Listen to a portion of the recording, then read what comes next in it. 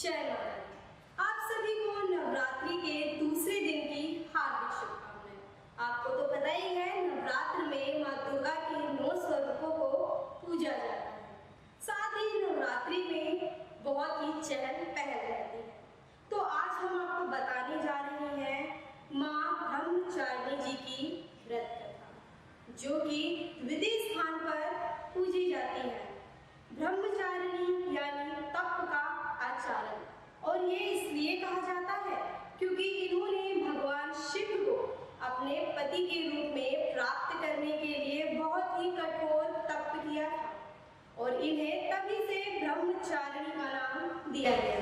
माँ ब्रह्मचारिणी के एक हाथ में कमंडल सुशोभित है, तो दूसरी हाथ में यह माला धारण करती है।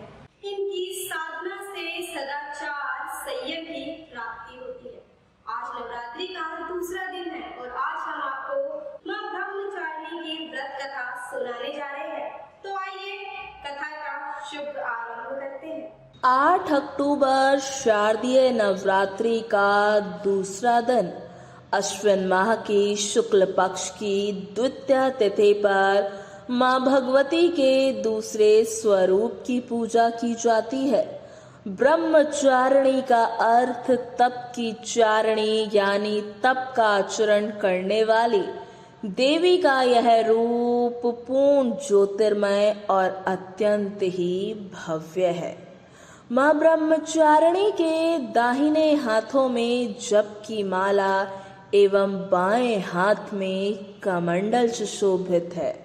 अपने पूर्व जन्म में जब ये हिमालय की पुत्री के रूप में उत्पन्न हुई थी, तब नारद जी के कहने पर इन्होंने भगवान शंकर जी को पति के रूप में प्राप्त करने के लिए कठिन तपस्या की। इतनी कठिन तपस्या के कारण ही इन्हें तपचारिणी अर्थात ब्रह्मचारिणी नाम से सुशोभित किया गया। 1000 साल उन्होंने केवल फल मूल खाकर व्यतीत किए और 100 वर्षों तक केवल शाक पर ही निर्वाह किया।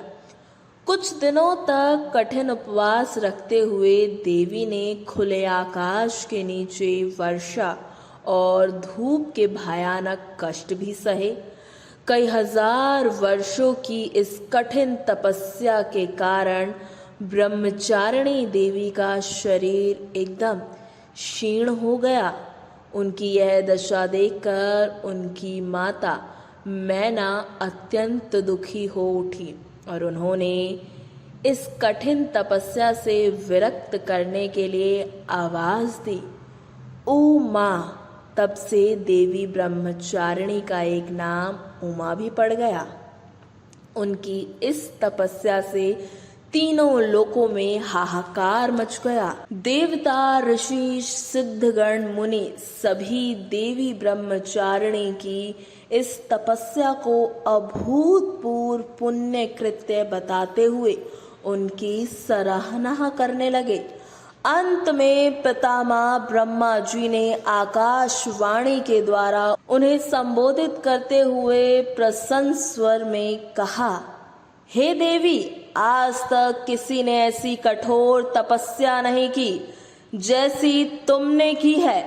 तुम्हारे इस अलौकिक कृत्य की चारों तरफ सराहना हो रही है। तुम्हारी मनोकामना सर्वतोभावेन परिपूर्ण होगी। भगवान चंद्रमौली शिव जी तुम्हें पति रूप में प्राप्त जरूर होंगे। अब तुम तपस्या से विरक्त होकर घर को लौट जाओ। शीघ्र ही तुम्हारे पिता तुम्हें बुलाने आ रहे हैं। ये थी माँ ब्रह्मचारिणी की कथा।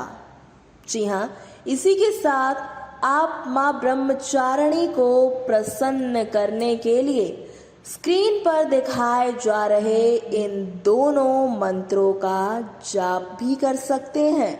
अब हम आपको ये भी बताते चले, माँ ब्रह्मचारिणी को प्रसन्न करने के लिए आप उन्हें प्रिय भोग भी लगा सकते हैं। माँ ब्रह्मचारिणी को दूध और दही का भोग लगाया जाता है।